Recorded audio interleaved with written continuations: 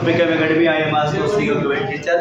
बेटा हम लोग डी ब्लॉक ऐसा एलिमेंट पढ़ रहे हैं और डी ब्लॉक एलिमेंट में बेटा हम पढ़ने वाले हैं यहाँ पे आज थोड़ा सा। कल इलेक्ट्रॉनिक एप्लीकेशन हम लोग कर लिए थे और आज हम बेटा थोड़ा सा क्या करने वाले हैं, जनरल कैरेक्टरिस्टिक्स देखने वाले हैं, कुछ साधारण गुण देखने वाले डी ब्लॉक या फिर आपके संक्रमण तत्वों के गुणों के बारे में। ठीक है, उसके बाद बेटा हम लोग फिजिकल प्रॉपर्टी में एक एक चीज हम इसका डिस्कस करना स्टार्ट कर देंगे। ठीक है, तो बेटा देखो यहाँ पर नंबर 1 देखो यहाँ पे ऑल आर मेटल्स। सबसे पहली बात बेटा क्या है यहाँ पर, ऑल आर मेटल्स, सभी धातु है, सभी धातु होते हैं। जितने ट्रेस एलिमेंट है सभी क्या है, सब धातु है, सारे मेटल्स होते हैं। उसके बाद बेटा देखो यहाँ पर और क्या प्रॉपर्टी होती है, अगर मेटल है तो मेटल की जो जो प्रॉपर्टी होती है सब इसके अंदर पाई जाती है। सर क्या होता है यहाँ बेटा, तो देखो मैलिएबल होगा, डक्टाइल होगा और बेटा क्या कहते हैं हार्ड तो होता ही है, टेंसाइल भी होगा। ये सारी प्रॉपर्टी होती है। और तीसरी प्रॉपर्टी बेटा है तुम्हारी क्या कहते हैं, थर्मल एवं इलेक्ट्रिकल कंडक्टिविटी होती है, कंडक्टेंस होता है, इलेक्ट्रिकल हाई मेल्टिंग पॉइंट, हाँ कंडक्टेंस, और इसका मेल्टिंग पॉइंट अगर बोला जाए, melting point and boiling point क्या होगा इसका बेटा, हाई होगा। बहुत सारी चीजें हैं और ये बेटा क्या कहते हैं वेरिएबल वैलेंसी भी शो करता है। ये सब पूरा हम अच्छे से देखने वाले हैं, भी एक बार ऐसे कर लो आप। क्या कहते हैं, इट कंटेन वेरिएबल वैलेंसी और it form coloured compound,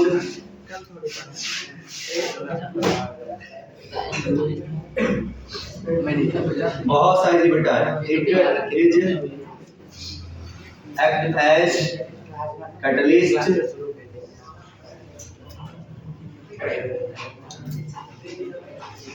it call complex compound।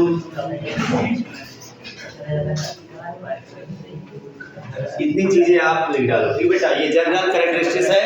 अगर 2 नंबर में आता है आपका, अक्सर करके बेटा स्टेट बोर्ड में 2 नंबर 3 नंबर अगर क्वेश्चन आता है कि right the property of trace element, तो ये सारी प्रॉपर्टी आप लिख डालना। ठीक है, अगर 2 नंबर 1 नंबर में अगर आ रहा है, अगर अच्छे से कोई स्पेसिफिक चीज पूछ रहा है, किसी चीज का रीजन पूछ रहा है, तो हम अब इसके अंदर में जाते हैं, इसके तह तक जाते हैं क्या क्या चीजें। तो हिंदी बेटा फटाफट देखो, इसको सभी धातुएं होती हैं।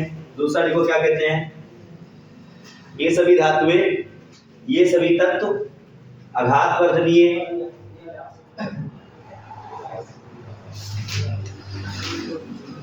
तन्य आघात वर्धनीय होते हैं, तन्य होते हैं, और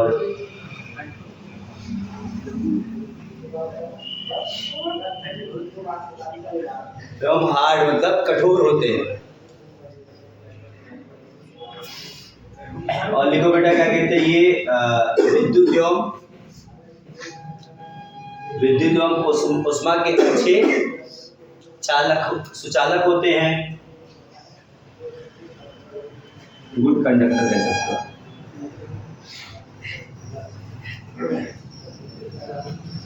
सुचालक होते हैं, इनका पतनांक या गलनांक उच्च होता है, इनका पतनांक व गलनांक उच्च होता है। और लिखो बेटा, ये परिवर्तनीय या परिवर्ती संयोजकता व्यक्त करते हैं, ये परिवर्ती संयोजकता व्यक्त करते हैं।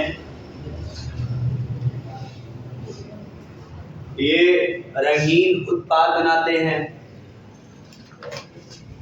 ये रंगीन उत्पाद बनाते हैं। ये उत्प्रेरक की तरीके से काम करते हैं, ये उत्प्रेरक की तरीके से काम करते हैं। ये परिवर्ती संयोजकता व्यक्त करते हैं। ये उत्प्रेरक की भांति काम करते हैं। लास्ट लो बेटा, ये जटिल यौगिक का निर्माण भी करते हैं। जटिल यौगिक मतलब बेटा कॉम्प्लेक्स कंपाउंड, मतलब कोऑर्डिनेशन कंपाउंड, उपसह संयोजी यौगिक का भी निर्माण करते हैं। ये आपकी जनरल चीजें हो गई, ठीक, छोटी छोटी बातें। अब बेटा फिजिकल प्रॉपर्टी में हम लोग पढ़ने वाले हैं क्या क्या चीजें, मेन चीजें, जैसे मेल्टिंग पॉइंट, बॉइलिंग पॉइंट, इसका रेडियस हो गया, ये सब चीजें पढ़ेंगे हम लोग। ओके, चलो बेटा आगे हेडिंग डालो आप लोग।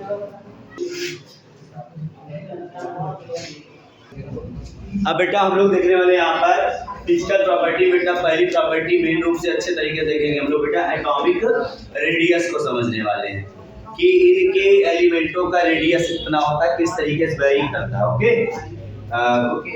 पीरियड में कैसे वेरी करता है, ग्रुप में कैसे वेरी करता है, समूह में, आवर्त में किस तरीके से परिवर्तन आता है, किस तरीके से वेरिएशन होता है, वो सब कुछ हम देखने वाले हैं। ठीक भैया, तो सबसे पहले आप जान जाओ परमाणु त्रिज्या क्या होती है। सबको पता होगा, पता नहीं पता सबको?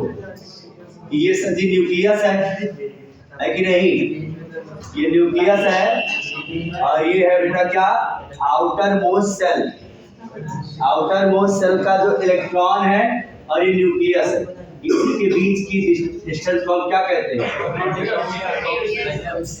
रेडियस कहते हैं इसी को हम लोग। और आपको पता है बेटा कि इलेक्ट्रॉन कभी इस तरीके से हमने केवल एज्यूम किया बोहर वाले में, बाकी इलेक्ट्रॉन तो वेव है ना, इलेक्ट्रॉन तो ऐसे ऐसे जिगजैग डांस करता रहता है।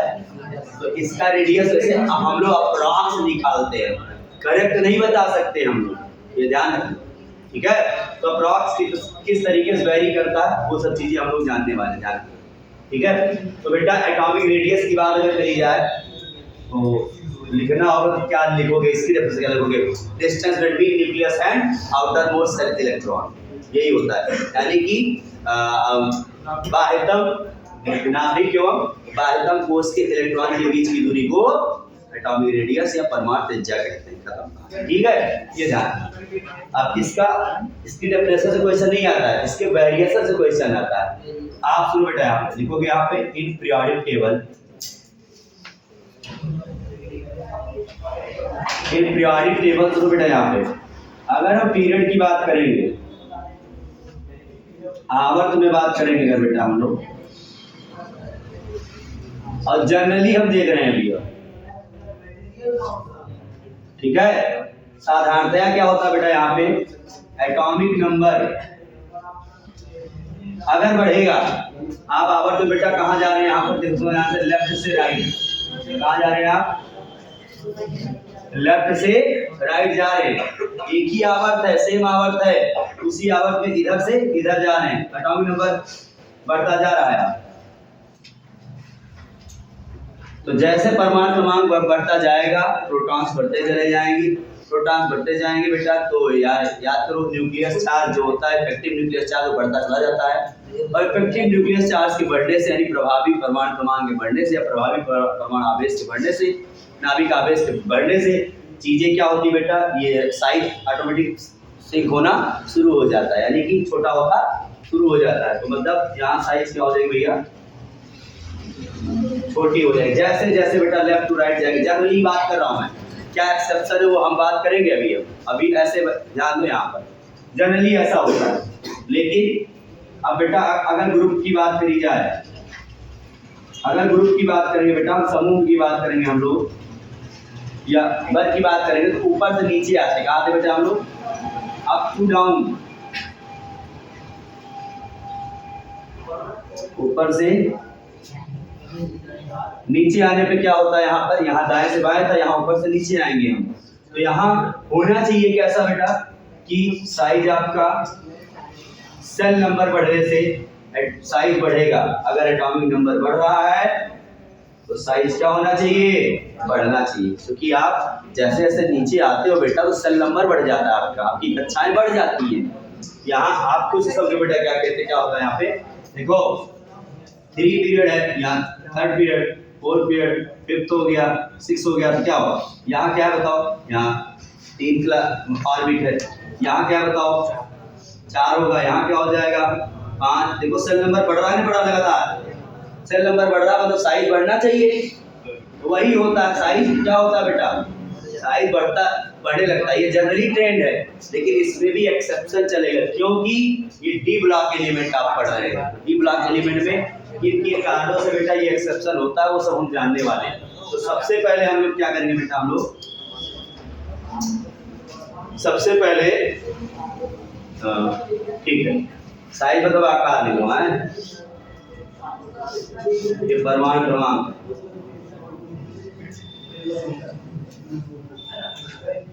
वही आकार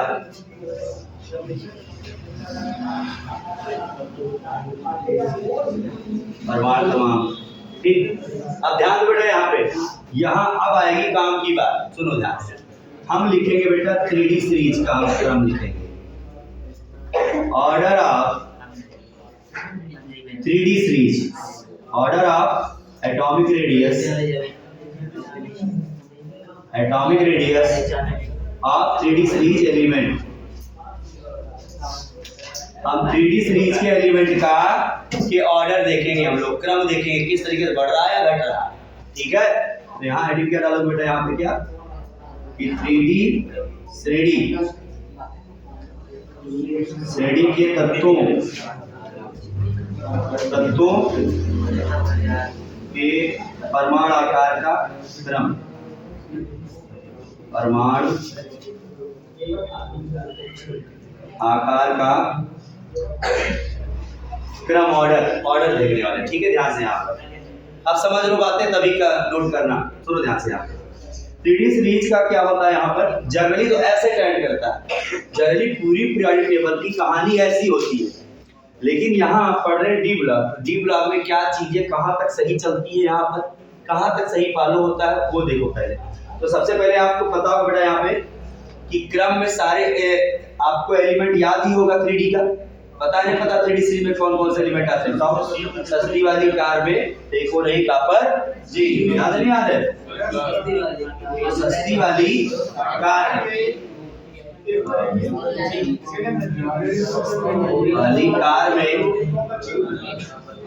देखो नहीं कॉपर जिंक, ठीक बेटा ध्यान दो यहाँ पे। तो देखो ऑब्वियसली क्या होना चाहिए, यहां से वहां जाने तक रेडियस कैसा होना चाहिए बताओ, घटना चाहिए, रेडियस लगातार घटना चाहिए, ऐसा है नहीं है। तो देखो ध्यान से कहां तक बातें चलती सही देखो, घटना मतलब ये सबसे ज्यादा ये होगा, इससे कम ही होगा, उससे कम ही होगा। देखो ये ऐसे ही चल रहा है ऐसे ही, यहां तक सही है। अब यहां बातें क्या हो गई, लगभग ये तीनों हो गए बराबर, ये ध्यान रखिए। अभी रीजन सब जानेंगे, डोंट वरी क्यों ऐसा हो रहा है। उसके बाद यहाँ से कहानी हो गई चेंज, ये रिटर्न और बड़ा हो गया, रिटर्न बढ़ गया। यहाँ देखो घटते घटा यहाँ बराबर हो गए तीनों, अब यहाँ बढ़ना शुरू हो, ये ऐसा होता है, ठीक है बेटा ना। तो देखो यहाँ से यहाँ पे लिसन, तो यहाँ से यहाँ तक 3 चीजें हैं, आपको कम से कम 2 चीजें ध्यान देनी होगी। क्या क्या सुनो, पहला बेटा आपका है यहाँ पे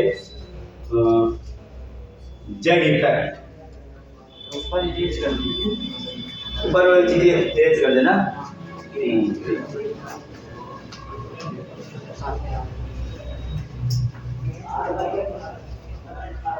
देखो ध्यान से, क्यों ऐसा क्रम क्यों हुआ, समझो बात।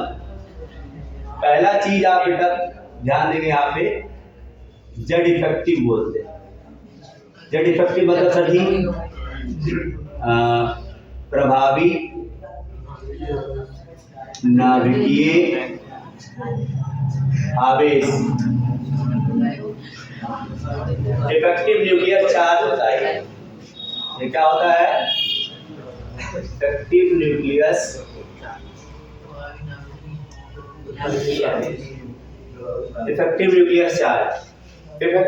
चार्ज।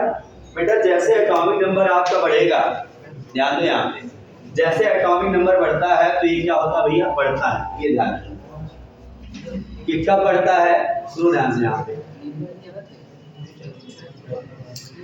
इसका मतलब हुआ इसके बढ़ने से ये कब बढ़ता भैया, एटॉमिक नंबर बढ़ेगा। अगर एटॉमिक नंबर बढ़ा तो ये इफेक्टिव न्यूक्लियर चार्ज क्या होता है, बढ़ता है। ये ध्यान। अच्छा, इसके बढ़ने से होता क्या है, इसके बढ़ने से होता बेटा ना कि attraction of nucleus and outermost cell electron क्या होता भैया, अट्रैक्शन बढ़ जाता है, इंक्रीज हो जाता है। समझते जाओ बात। तो यहाँ पर क्या हो रहा है, यहाँ पे effective nuclear charge atomic number बढ़ने से जेड इफेक्टिव बढ़ता है, और इसके बढ़ने से, इसका मतलब क्या, जेड इफेक्टिव के बढ़ने का मतलब क्या हुआ यहाँ पे कि इनके न्यूक्लियस और आउटर मोस्ट सेल के इलेक्ट्रॉन के बीच का जो अट्रैक्शन है, इनका जो आकर्षण है, आकर्षण बल जो है वो बहुत ज्यादा हो जाता है, इंक्रीज हो जाता है। रीजन समझो, मैं बता रहा हूँ, देखो ध्यान से। जैसे मान लो सर स्कैंडियम और टाइटेनियम की बात करी जाए, समझना बात। स्कैंडियम में देखो ध्यान से, सेल नंबर जितना है उतना ही है, ठीक है, इलेक्ट्रॉन जहां था वहां ही है।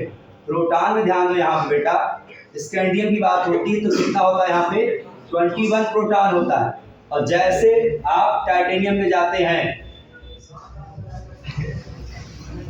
क्या होता है बेटा, यहाँ पे 22 प्रोटॉन्स हो जाते हैं। 22 प्रोटॉन्स हो गए यहाँ पे, और आपका सेल नंबर नहीं बढ़ा, सेल नंबर वही है, बस इलेक्ट्रॉन बढ़ गया, उससे मतलब नहीं है। लेकिन यहाँ चार्ज क्या हो गया है, बढ़ गया है, ये चार्ज बढ़ गया। जब यहाँ 21 प्रोटॉन के चार्ज से इसको खींच रहा है, इसको अट्रैक्ट कर रहा है, यहाँ चार्ज बढ़ गया, 22 चार्ज हो गया बेटा, प्लस चार्ज। अब जब ये खींचेगा तो क्या होगा, ये साइज घटेगा या बढ़ेगा, साइज ऑटोमेटिक घटेगा। तो इसके बेटा इस प्रोटॉन्स के बढ़ने से जेड इफेक्टिव बढ़ रहा है, एटॉमिक नंबर के बढ़ने से जेड इफेक्टिव बढ़ रहा है, क्योंकि इसका अट्रैक्शन और ज्यादा तगड़ा हो जा रहा है, और ज्यादा अट्रैक्शन तगड़ा होने से साइज में क्या होता है, लगातार कमी आने शुरू हो जाता है। यहाँ देखो ध्यान से, यहाँ से यहाँ तक क्या हो रही बात, यहाँ तक चीजें कैसे चल रही हैं, कम हो रहा है ना धीरे धीरे, इलेक्ट्रॉन नंबर तो सेम है बेटा ना, इससे क्या मतलब तुमको, अभी आगे चीजें चलेंगी, ध्यान रखना, यहाँ पर आगे चीजें आएंगी। अच्छा, एक टर्म और होता है, एक टर्म क्या है बेटा, यहाँ पे पहला टर्म बात समझेंगे, क्या है, जेड इफेक्टिव, प्रभावी नाभिकीय आवेश। ये कैसे बढ़ता है, जब प्रोटॉन्स बढ़ते हैं तो ये बढ़ने लगता है, और इसके बढ़ने से अट्रैक्शन जो होता है, आकर्षण होता है नाभिक और आउटर मोस्ट सेल के इलेक्ट्रॉन के बीच में जो अट्रैक्शन होता है, जो वो क्या होता है, बढ़ जाता है, और इसके बढ़ने साइज क्या हो जाएगी, छोटी हो जाएगी। इतनी बात समझो ध्यान से। अब दूसरी बात सुनो ध्यान से, क्या है बेटा यहाँ पर, एक काम करो, इसको नोट करो, फिर रफ करके आपको हम समझाते हैं। कितना पहले नोट करो, पहले नीचे वाली चीजें इतनी नोट करो, उसको रहने दो। सुनो ध्यान बेटा, इसमें एक्सेप्शन होने का 2 रीजन है, समझो ध्यान से। पहला रीजन क्या है बेटा आपका, जेड इफेक्टिव, प्रभावी नाभिकीय आवेश। प्रभावी नाभिकीय आवेश क्या होता है, लगातार एक ही पीरियड में चलने से प्रोटॉनों की संख्या बढ़ती है, प्लस चार्ज बढ़ते चले जाते हैं, प्लस चार्ज बढ़ते चले जाएंगे, तो अट्रैक्शन जो इलेक्ट्रॉन, बाह्यतम इलेक्ट्रॉन का और न्यूक्लियस नाभिक का जो क्या होगा बेटा, अट्रैक्शन होगा, जो आकर्षण होगा वो बढ़ता चला जाएगा। अब आकर्षण बढ़ता चला जाएगा तो क्या होगा, साइज लगातार घटती चली जाएगी। तो ये फैक्टर क्या करता है, साइज को घटाने में हेल्प करता है। ये क्या करता है, साइज को घटाने में हेल्प कर रहा है। लेकिन फैक्टर दूसरा देखो बेटा, यहाँ फैक्टर दूसरा आ गया बेटा, यहाँ पे स्क्रीनिंग इफेक्ट। स्क्रीनिंग इफेक्ट, इसको सील्डिंग इफेक्ट भी बोलते हैं।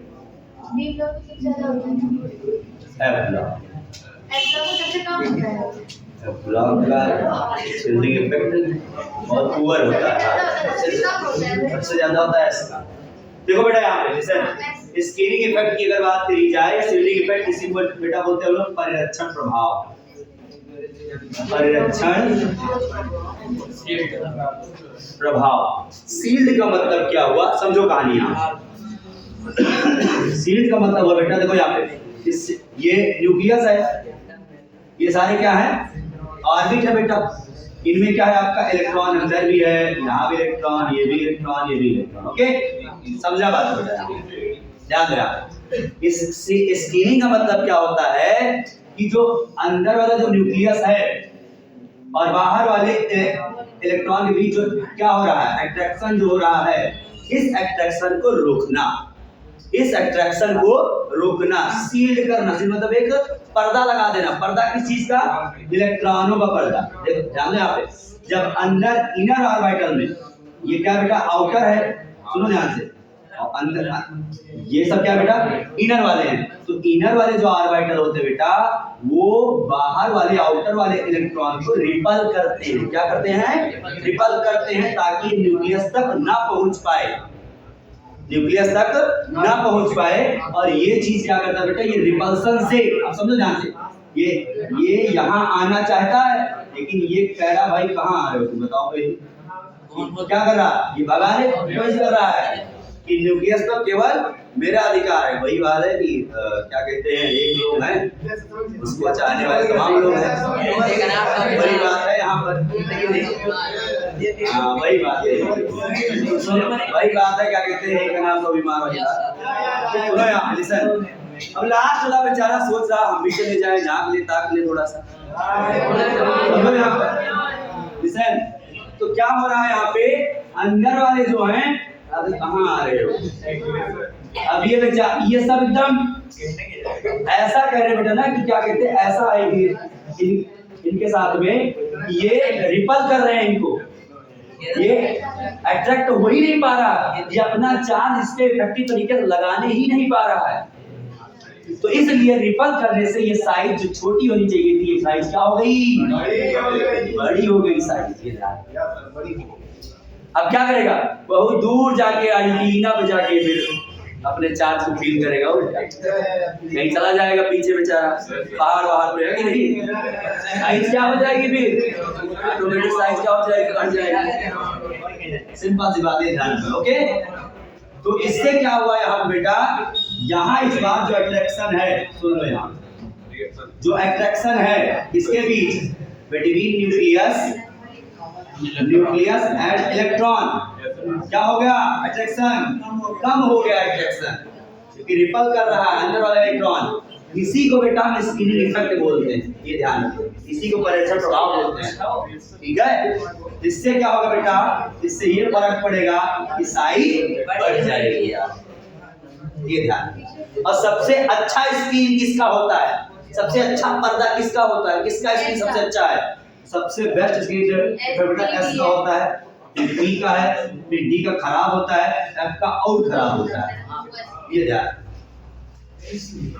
तो ये हो गया भैया स्क्रीन इफेक्ट का क्रम हो गया। Order of screening effect in decreasing, घटते हुए क्रम में, घटते हुए क्रम में,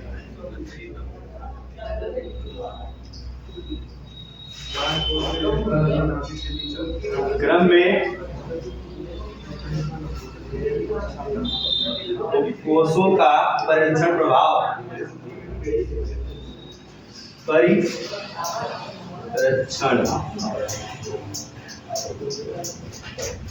परिरक्षण प्रभाव, ठीक, ये कहानी है। तो डी वाला भैया ये भी पुअर स्क्रीनिंग करता है, अभी आएंगे अब हम लोग इस पे।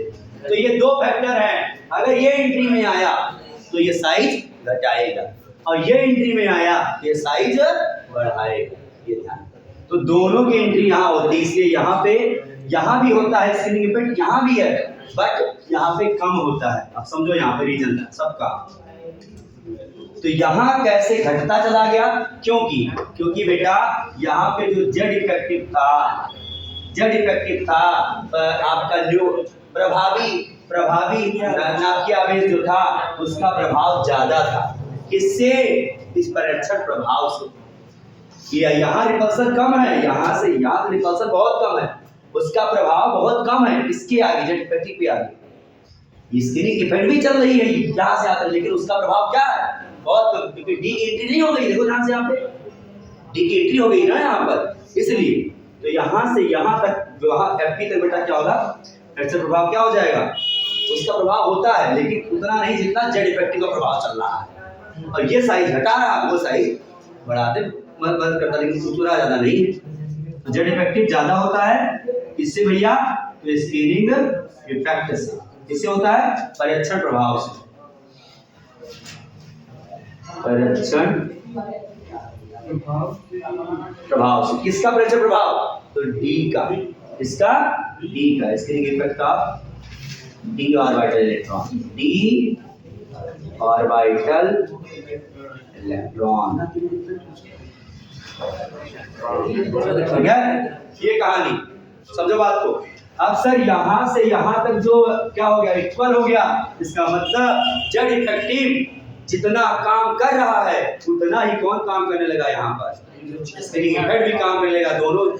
दोनों चीजें क्या हो गई, बराबर हो गई लगभग, तो इसलिए इनकी साइज भी क्या हो गई, बराबर हो गई लगभग। तो जेड इफेक्टिव इक्वल हो गया लगभग इससे, स्क्रीनिंग इफेक्ट से लगभग। और यहाँ कहानी उल्टा हो गई, जेड इफेक्टिव इस बार बहुत कम हो गया, बहुत कम हो गया भैया यहाँ पे, मतलब जेड इफेक्टिव जो था वो कम हो गया स्क्रीनिंग इफेक्ट से। स्क्रीनिंग इफेक्ट से क्यों सर जी, जेडन का इतना ज्यादा क्यों हो गया, क्योंकि यहाँ बेटा फुल्ली फील्ड ऑर्बिटल है, D10 वाले कन्फिगरेशन है, और D10 में डबल डबल इलेक्ट्रॉन है, रिपल्सन बहुत तगड़ा होगा, ये ध्यान रखना। यहाँ रिपल्सन बहुत तगड़ा होगा, रिपल्सन बहुत तगड़ा होगा, तो स्क्रीनिंग बहुत ज्यादा तगड़ी होगी तो क्या होगा, साइज क्या होगा, फिर ऑटोमेटिक बढ़ जाएगा जेड। ठीक है, यहाँ ये बात लिखना है आपका। तो यहाँ क्या होता है एक्चुअली में यहाँ बेटा है, यहाँ जो attraction of nucleus and electron is more than repulsion between electron, inner electron and outer electron. इसका मतलब ये यहाँ क्या है, ये क्या बता रहा है, repulsion between electron, inner electron and outer electron, आंतरिक इलेक्ट्रॉन और बाह्य इलेक्ट्रॉन के बीच में जो क्या कहते हैं प्रतिकर्षण है, वो क्या है, वो कम है। इससे न्यूक्लियस नाभिक व बाह्यतक इलेक्ट्रॉन के आकर्षण से, ये ठीक है, इस चीज को नोट करो आप। और यहाँ वही चीज क्या हुई बेटा, यहाँ पे आकर्षण यहाँ इस रिपल्सन से कम हो गया, मतलब बराबर हो गया लगभग। यहाँ रिपल्सन ज्यादा हो गया इलेक्ट्रॉन का, और यहाँ आकर्षण क्या हो गया, कम हो गया। न्यूक्लियस और आकर्षण की बात कर रहे हैं तो हम न्यूक्लियस और इलेक्ट्रॉन की बात कर रहे हैं, अट्रैक्शन की बात कर रहे हैं तो हम किसकी बात कर रहे हैं, न्यूक्लियस और इलेक्ट्रॉन की बात कर रहे हैं, जेड इफेक्टिव की बात कर रहे हैं हम, और रिपल्सन की बात कर रहे हैं अगर बेटा हम, तो इनर इलेक्ट्रॉन और आउटर इलेक्ट्रॉन के रिपल्सन की बात कर रहे हैं हम किसकी बात कर रहे हैं, इसके इफेक्ट की बात कर रहे हैं बेटा, परीक्षण प्रभाव की बात कर रहे हैं, ये ध्यान रखना। परीक्षण प्रभाव यहाँ लिख सकते हो आप लोग बेटा, ये कैसे बढ़ता है आपका, ये एक्चुअली में होता क्या है, रिपल्सन बिटवीन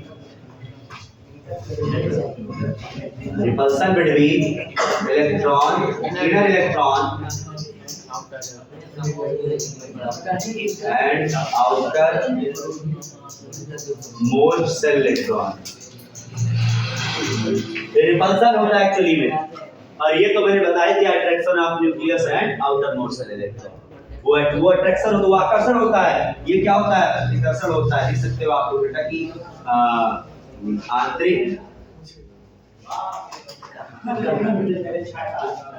आंतरिक इलेक्ट्रॉन एवं बाह्यतम इलेक्ट्रॉन के बीच प्रतिकर्षण,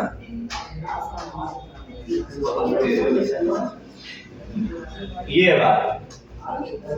तो यहाँ कहानी क्या है डेरिवेटिव में, फिर समझ बात को, यहाँ आकर्षण ज्यादा है न्यूक्लियस और इलेक्ट्रॉन के बीच में, किससे ज्यादा है, आंतरिक इलेक्ट्रॉन और बाह्यतम इलेक्ट्रॉन, इनर इलेक्ट्रॉन और आउटर इलेक्ट्रॉन के बीच के रिपल्सन से ये ज्यादा प्रभावित है। इसलिए क्या हो रहा, चीजें